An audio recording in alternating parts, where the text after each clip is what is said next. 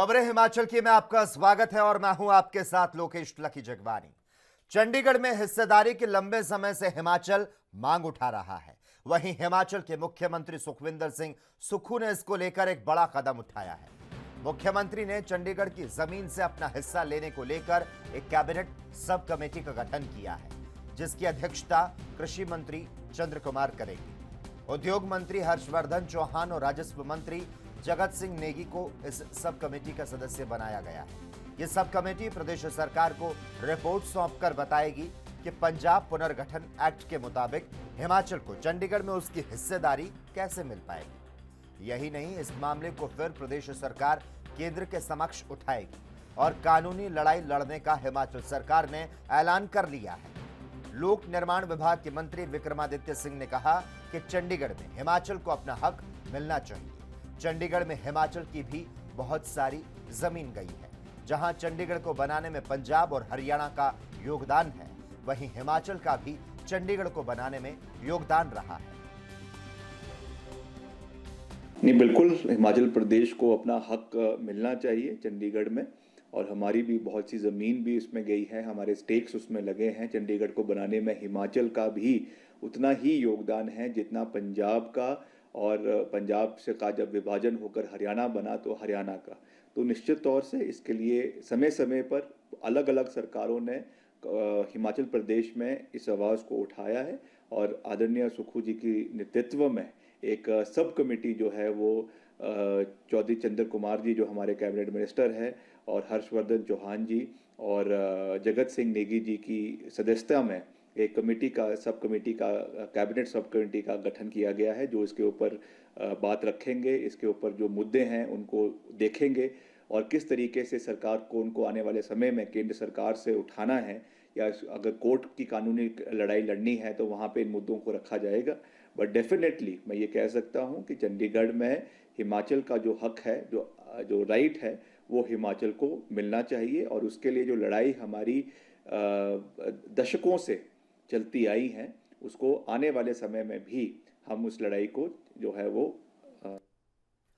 कांग्रेस अब तक high command uniform civil code को लेकर अपना रुख स्पष्ट नहीं कर पाया, लेकिन हिमाचल की कांग्रेस सरकार में लोक निर्माण और खेल मंत्री विक्रमादित्य सिंह इसके समर्थन में उतर आए।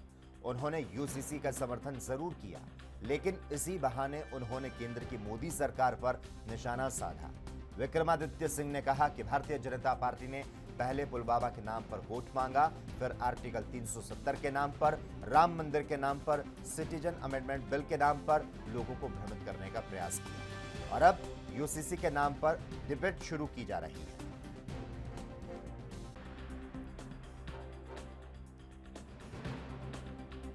भारतीय जनता पार्टी और एनडीए की पूर्व बहुमत की सरकार देश के अंदर है, और जब जब चुनाव आते हैं तब तब लोगों को मुद्दे से हटाने के लिए कोई ना कोई नया शगुफ्ता जो है वो केंद्र सरकार और भाजपा ले आती है।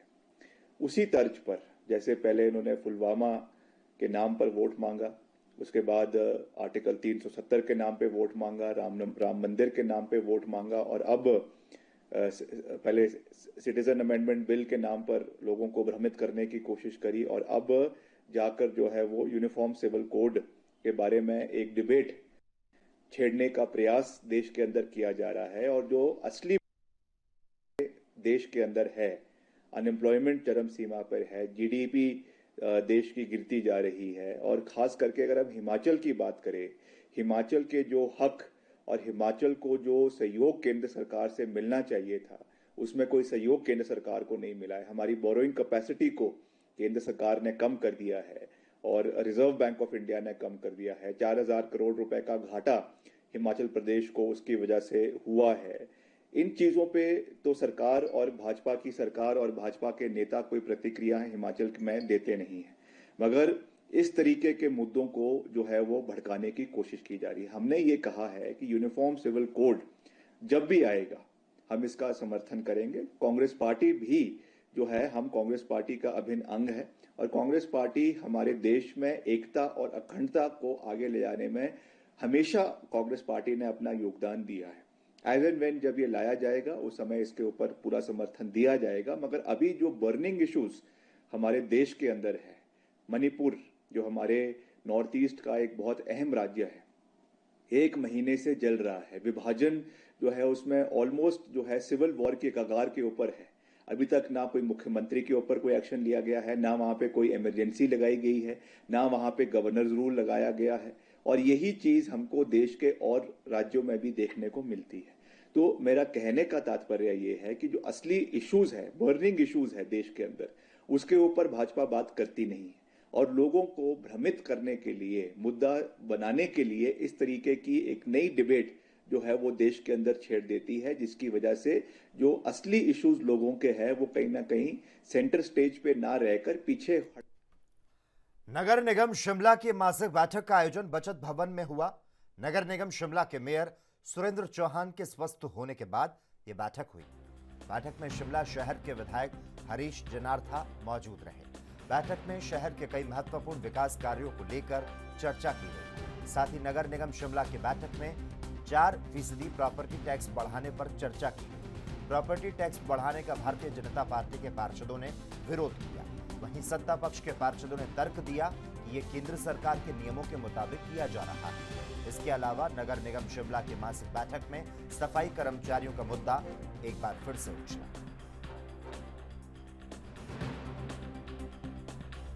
हमने बिल्कुल प्रॉपर्टी टैक्स को लेके विरोध किया है। इनका कहना था कि ये सेंट्रल गवर्नमेंट का आदेश है या पीछे जो है वो पास हुआ है।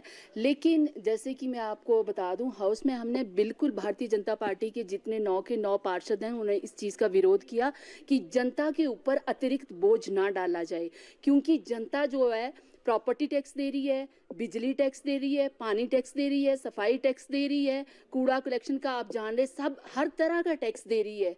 और हम ये चाहते हैं कि जो लोग टैक्स नहीं दे रहे हैं उनसे पहले उस टैक्स को कलेक्ट किया जाए, उसके बाद एमसी की जो आय है उसको आगे बढ़ाने के लिए, उसको रेज करने के लिए कई तरह के पॉइंट जो है हमने हाउस एक्चुअली जो ये प्रॉपर्टी टैक्स का इशू आया था पिछले हाउस में, इसको हमने टाल दिया था। इसलिए टाला था क्योंकि पहले हम ये तो देखते कि कलेक्शन कितना शहर में होना है, और जो एक ये क्राइटेरिया है, जो ये अंडरस्टैंडिंग एक यूडी डिपार्टमेंट की साइन हुई है सेंट्रल गवर्नमेंट से, अगर हमारे को फंडिंग लानी है तो उनके टर्म्स एंड कंडीशंस हमारे को फुलफिल करने बहुत ज़रूरी हो गए हैं।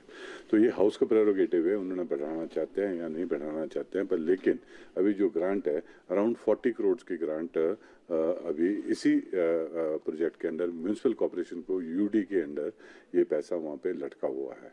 तो अगर उनका जो सेंट्रल गवर्नमेंट की जो पॉलिसी थी उसमें 10% बढ़ाने की पॉलिसी थी, पर 10% बढ़ाने के लिए जो क्राइटेरियाज है, I must appreciate the efforts of the municipal corporation कि वो उनके जो क्राइटेरिया है उसको वो एक्सीड कर चुके हैं, और वो फाइनली इस ग्रांट को निकालने के लिए इस टाइम हमारे को 4% के करीब टैक्स जो कि बढ़ाना पड़ेगा। एंड आई फील दैट कि जैसे जो हाउस डिसीजन लेगा, प्रेरोगेटिव हाउस का है, उन्होंने इसको पास करना है या नहीं करना है। पर लेकिन जो आगे भी आने वाली स्कीम्स है, जैसे हमारे वाटर सप्लाईज की स्कीम्स हैं और दूसरे आपकी डेवलपमेंटल प्लान्स हैं, डीपीज वगैरह है, ये अब ये फाइनेंस कमीशन की दिल्ली से ये शर्तें हैं, हर डिपार्टमेंट पे ये शर्तें हैं। ये नहीं सिर्फ ये म्यूनिसिपल कॉर्पोरेशन पे नहीं है, ये आपके SJPNL पे भी है, PWD पे भी है, आपके वेलफेयर में जितने भी डिपार्टमेंट्स है सरकार के। संकट जब जान पर बनाता है तो सबसे पहले चिकित्सक याद आते हैं, और यही वजह है कि चिकित्सा को किसी भी दूसरे पेशे से ज्यादा सम्मान मिलता है। 1 जुलाई को देश भर में राष्ट्रीय चिकित्सक दिवस मनाया जाता है। राजधानी शिमला में समाज में चिकित्सकों के योगदान को देखते हुए रेजिडेंट डॉक्टर एसोसिएशन और स्टूडेंट डॉक्टर एसोसिएशन ने मिलकर नेशनल डॉक्टर डे मनाया।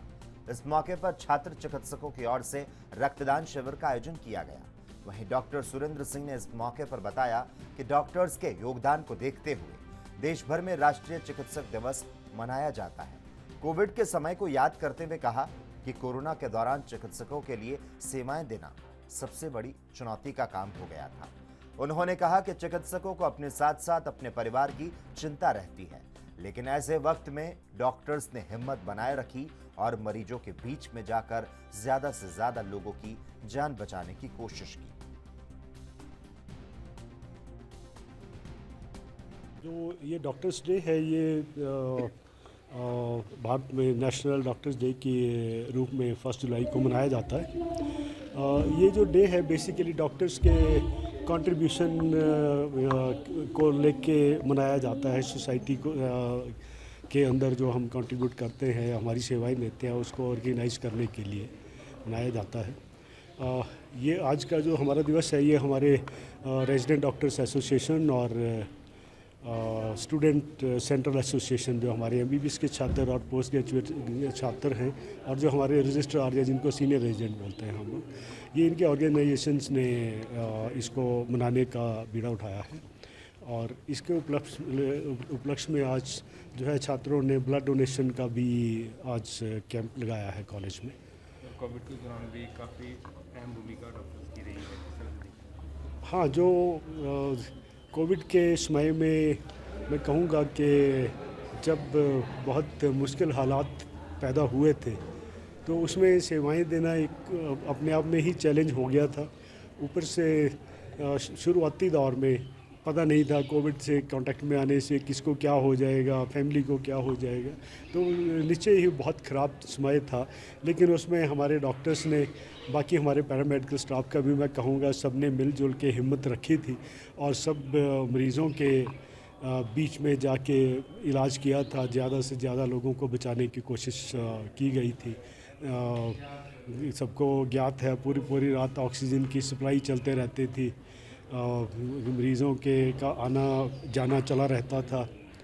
वेंटिलेटर्स, ऑक्सीजन, बाकी ट्रीटमेंट, काफ़ी सारी व्यवस्थाएं थी जो डॉक्टर्स को। और इसी के साथ ही खबरें हिमाचल की में बस इतना ही। तमाम अहम खबरों के लिए आप देखते रहिए ANB न्यूज़।